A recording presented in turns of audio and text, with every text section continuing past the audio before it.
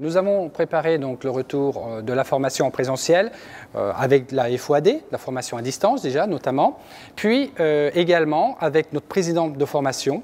Le contact a été régulier de manière qu'on puisse donc les avoir assez régulièrement et leur dire au fur et à mesure l'évolution donc de cette préparation, bien sûr, on savait très bien qu'elle allait ouvrir à un moment donné cette formation en présentiel.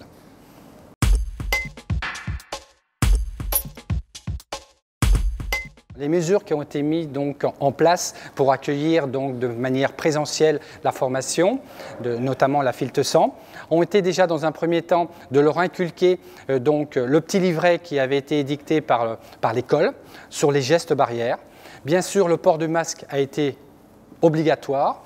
Ensuite, un plan de circulation pour aller dans les salles a été mis en place. Et bien sûr, on a eu beaucoup d'échanges avec toutes les filtres, par l'intermédiaire encore du président de la promotion, de manière à vraiment leur inculquer les gestes barrières. Une formation normale est de 48 élèves, donc ça a été divisé en plusieurs demi-groupes, voire quarts de groupe. Ensuite, des salles ont été aménagées de manière à respecter cette distance entre chaque élève. Et ensuite, bien sûr, toujours avec le lavage de mains, avec des précautions, bien sûr, d'usage qui sont donc, comme je le disais, édictées dans le petit livret de l'école.